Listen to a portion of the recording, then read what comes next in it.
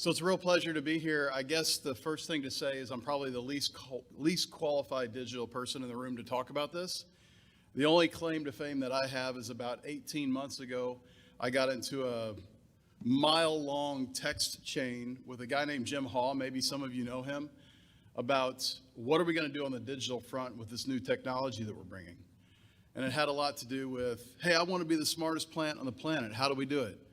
Hey, I think that we ought to have a connected network. Hey, all the work processes ought to really work together. And it just went on and on and on. And Jim and I just kept bantering back and forth. And we ended up inventing this term that we use quite a lot called born digital. And the concept is really that anytime anybody sees anything digital, they're like, I got to have that. Like anybody that works in a plant, they go to a show like this or they go somewhere and they see all of the stuff that's out there. It's like, I got to have that. Like that would make my life so much easier if I just had this, I just had that, smart everything, okay? All the way to the coffee maker and the refrigerator and who knows what else. I want it. The problem is the transformation. So as we got into this concept of born digital, what we really did is we said, we know that we need to be there. We know that we've got to do this. The incremental cost isn't that much. 1 to 2% TIC, that's not small, but that's not that much. I know there's going to be benefits, and I know that I don't want to do it in the future. Like I don't want to transition in the future. So we said, let's skip the transformation and just do digital out of the gate. And so that's really what this presentation is all about. A little bit about who we are as a company, and then more about how we thought about digital out of the gate. Okay, so let's get started. This is the best slide. No, I'm joking. So look, I've got 23 years in the industry. I've worked in refining and olefins and petrochem. I've worked in specialty polymers. I've worked on, say the operation side, the maintenance side, the engineering side, the business side quite a lot. So I've been kind of around the block in multiple different functions. I actually, just a couple of years ago, I lived in Shanghai, and I was able to move to Orlando from Shanghai. That was a great experience. I also spent some time in the Netherlands. I think the only important thing about this slide is that I think that the diversity of experience gained across all the different jobs helps people see a little bit about what's coming around the corner. Like, again, the only thing that I was smart enough to do on digital was smart enough to A, hire the right guy who knows digital really well, and B, smart enough to know that I think this is something we should look at and invest in because I think it's going to be big, okay? So I came to PureCycle about 2 years ago, and why? Because this is an opportunity to revolutionize plastic recycling. There's a lot of different types of recycling out there, and quite frankly, I'm a fan of just about all of it. I think we need lots of different solutions to fix the plastic crisis. I think that there's good solutions in mechanical recycling. I think there are good solutions in chemical recycling. We land a little bit in the middle. We call ourselves advanced recycling, and we deal with polypropylene. And effectively what we do is we manage the solubility of polypropylene so that we can take all of the contaminants out and return back a virgin-like quality polypropylene to the market where customers can use it without compromise. For those that don't know polypropylene very well, it is definitely the best plastic in the world. Okay, I'm a little bit biased. But here are some things that make polypropylene really great. It's one of the lightest. So when you have a choice to make on, hey, I really would like to lightweight this thing, why not start with the lightest plastic? So it floats on water. It's lighter than polyethylene. You've got nylons and polystyrenes and polycarbonates, and they all have their place because depending on the application, you need specific product qualities. But polypropylene is the lightest, and so that has some inherent advantages. It says probably ought to start there. But the other thing that's great about polypropylene is it's so usable. It can be used in clothing, it can be used in carpet, it can be used in your bumper, it can be used in food packaging, it can be used in ag. Everywhere you look, you see polypropylene. So like just as a test for you when you start walking around, you look on the bottom of a piece of plastic. It's got the triangle. The triangle does not mean that it's recycled. It's telling you that it's recyclable, maybe, and then the number tells you what type of plastic it is. So if you think about recycling in general, number one are all the plastic bottles that are out there. That's PET. Number two is the HDPE. That's the milk jugs. And number five is polypropylene. So we like number five. Polypropylene is like 150 billion pounds per year of production every year. It's the largest plastic group made in the world, standalone compared to the others. And it's recycled at a rate that's like less than 5%. Okay? So that's not good. So why is polypropylene only recycled at less than 5%? Part of the reason is because it's such a good plastic. Okay? As I show in this slide, it's used everywhere. One of the things that makes recycling a little bit easier sometimes is when you have the similar type plastic that you can, let's say, do the same thing to it. If you have lots of color, lots of odor, lots of contaminants, lots of different fillers, it makes it harder. And that's the beauty of polypropylene. It's such a versatile plastic. You put all sorts of stuff in it, use it in carpet, use it everywhere. It makes it inherently more difficult to recycle. Where we come in is we have kind of broken both edges of the let's say the equation. On the front side, it's like we're a whole lot less specific to the type of feed that we need to run. We have a robust technology, so it doesn't matter if it's any of these things on the screen, bring it in, we can recycle it. And then on the other side of the equation is the type of product that we make. It's a really good quality. It's a really high quality product. And what that ultimately means is you can delight your customers. Like you don't have to worry about, the customer doesn't have to worry about adjusting their operation for your recycled plastic. They can just take it like they've taken it before. So big picture, when you do traditional recycling, you take all the plastic, you put it together. Sometimes you sort out different colors. Sometimes it just all goes into one thing and ends up with a dark colored type pellet, and you blend it away. Most of the traditional stories, and it's getting much better, so this is kind of looking back a bit, but most of the traditional stories say that you take the polypropylene and you put it into a trash can, you put it into a park bench, something like that, that you put it underneath the hood of a car, something like that, that doesn't require high quality. You can blend the black color away. What we do is we remove all that and we return the stuff on the right. Okay, so we have this like super crystal clear type product that then anybody can use in transparent applications, colored applications, inside the cockpit of a car, all of these different things, okay? Effectively, what we do is we manage the solubility of polypropylene, so we make it dissolve when we want it to dissolve and remove everything else, and then we make it reappear when we want it to reappear, and then we pelletize it and we shoot it out. Our first commercial plant comes on here in about 6 months. This is, I spoke to this a little too early, but you can see the traditional, the today is blend it all together, push it into a low value product. The tomorrow is a PureCycle tomorrow, where we can take all of those products, purify it, take the odor, take the color, take the everything out, and then put it right back into the supply chain. This is a big deal. There's several cool terms that you can remember. One is called downcycling. That's where you recycle it, but it goes into something that can't be recycled. So it just delays its trip to the landfill.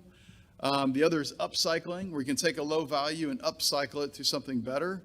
That's a bit what we do. And then there's true circularity. And true circularity means that you can take the plastic, the recovered plastic, you can put it into your process, you can make a product, they make more product, it comes back to you, you take it again, and it just keeps going around and around and around. And this is the unicorn solution that everybody's been looking for, and I would argue this is what PureCycle does. Okay, so this is a bit of a transition into our born digital concept. Okay, again, we have a new technology that we're bringing to the world, and it's coming. We've got one big plant starting up in Q4. We've got a couple more starting up a year later. We've got things happening around the world.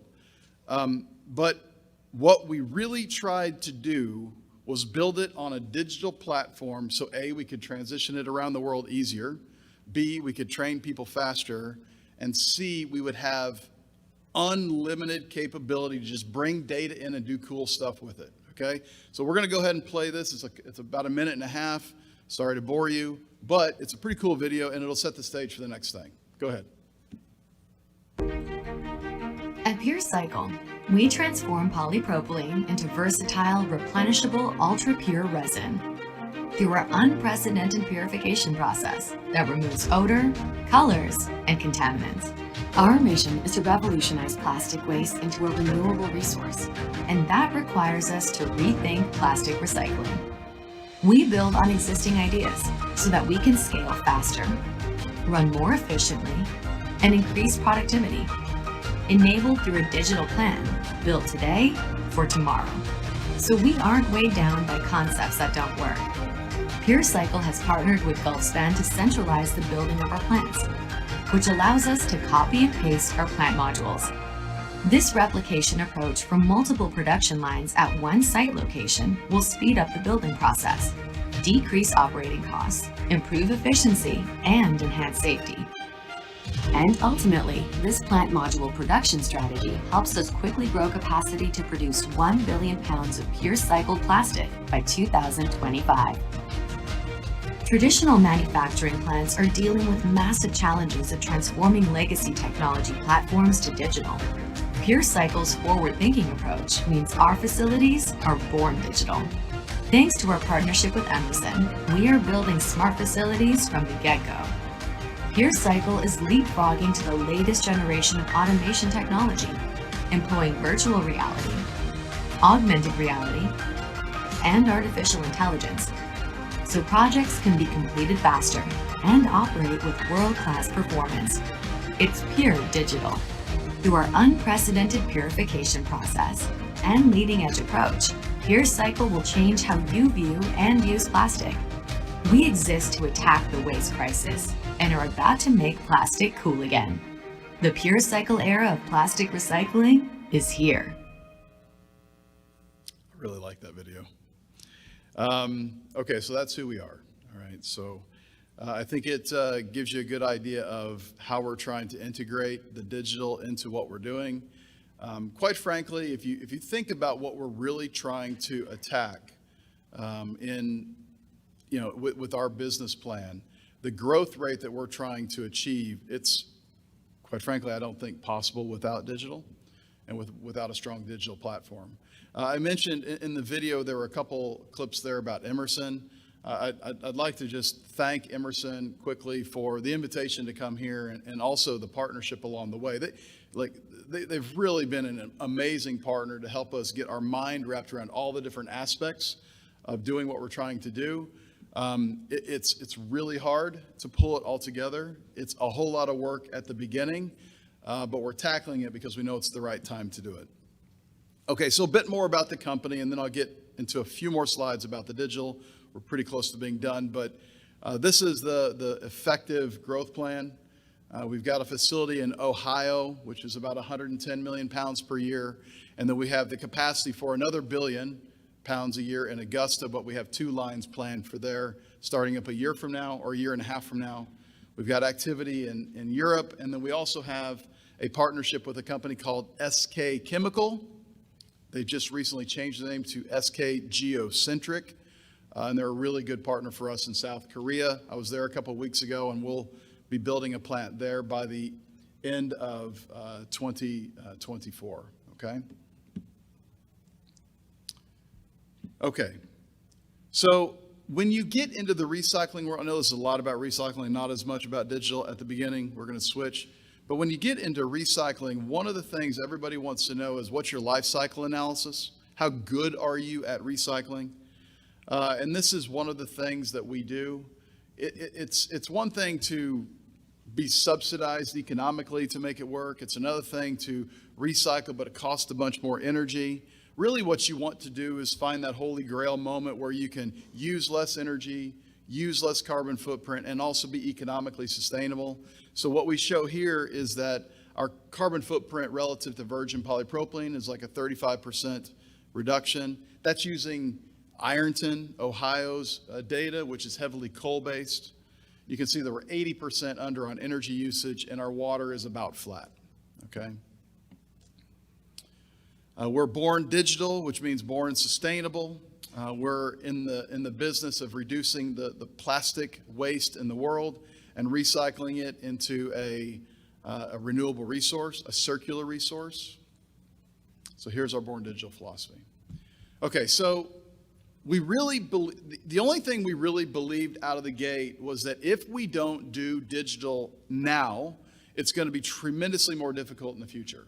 Our point is that the digital transformation everybody wants to do, everybody falls in love with digital, but everybody gets scared by the transformation. And when you look at the cost profile, I don't know the exact numbers, but what we say is that the D is cheap and the T is 10 times the D.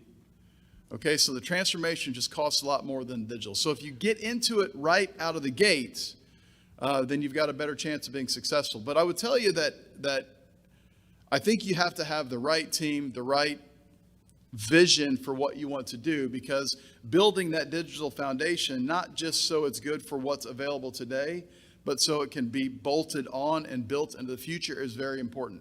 I think mindset's a big deal. When we start talking about the transformation aspect of doing digital, one of the biggest problems is getting people to believe in it. So how do you convince somebody to do something that they've been doing for 30 years and they think it's fine, and now you got this new thing you want them to do? Being born digital means that this is who we are, this is what we're going to do, and everybody gets on board with it early, and you don't have to perpetually convince people it's the right thing to do.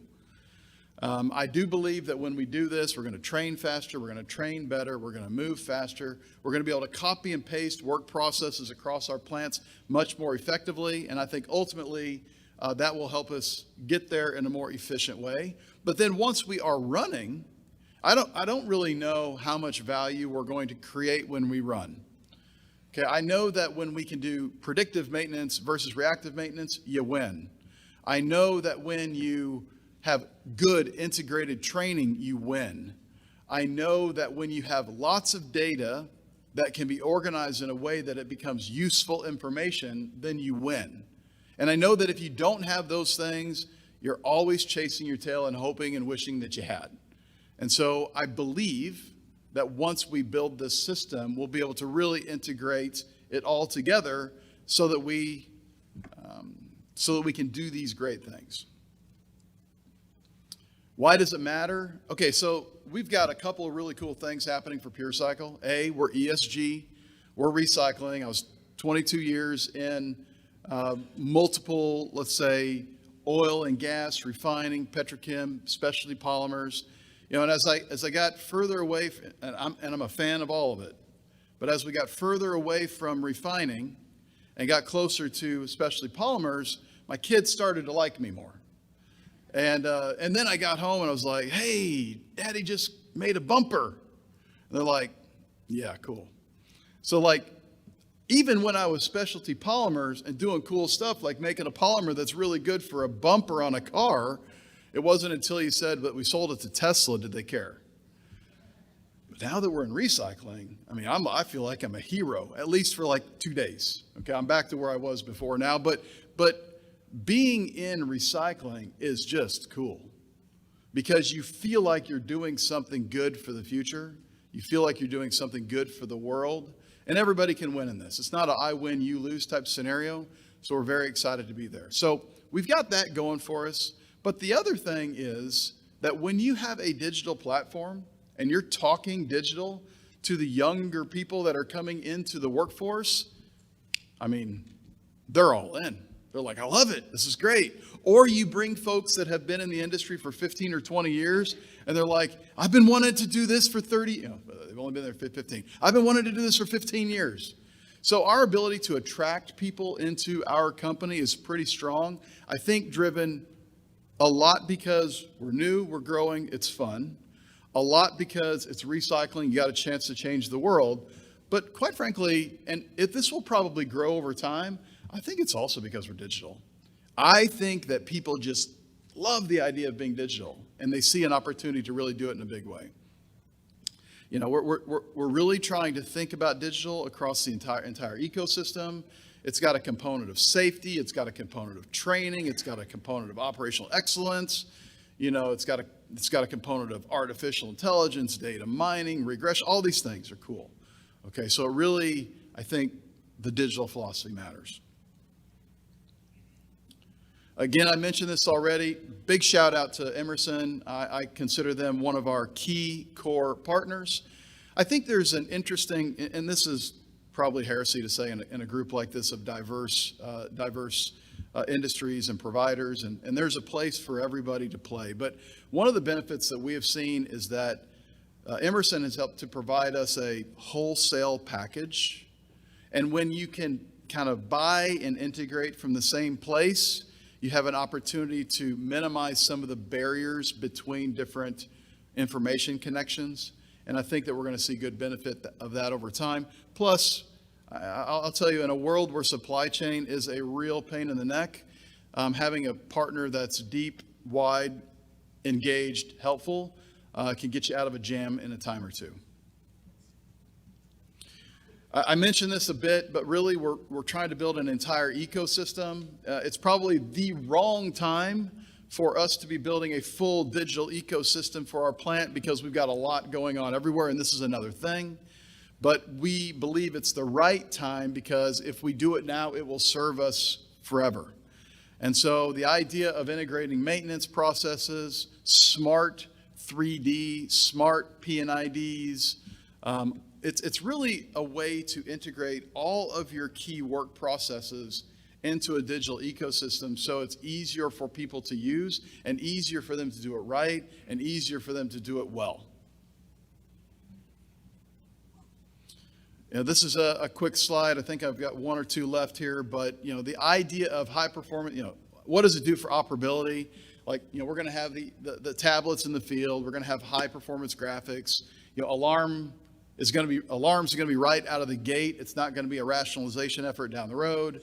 Ergonomic designs. We're going to have a integrated hub in Orlando. Seems a little odd to be in Orlando, but this is where our headquarters is. And all of our plants are going to connect into a hub from around the world. It will not be a control location because we're worried about connectivity and delays, but it'll be a monitoring location to where everybody can see what's going on and then basically have a second set of eyes watching so that when the predictive maintenance says, hey, control valve's failing in 5 weeks, or the indicators start blinking saying, hey, you might have a problem with SIS in the future, whatever, we'll be able to see it here and help. The mobility concepts. And I'm very excited about the AI. AI is the hardest thing to sell to anybody that's not a believer because it's like, trust us, the computer will figure it out. And like the idea of AI, unleashing AI to solve problems and to do the regressions that are difficult for humans or difficult for people to do, I think is going to be really beneficial down the road. But that's going to be a wait, gather data, and see what we can do. Okay. So look, I really appreciate your time. You guys, all of you have just loads more experience than I do on this topic. But I'm very thankful to all of you for helping develop the ecosystems over the last 20 or 30 years so we have a chance to do something like this. And I really appreciate the opportunity to speak to you about what we're doing with PureCycle. It's our passion. We feel like we're changing the world, and we're really excited to take it to the next level. So thanks, everybody.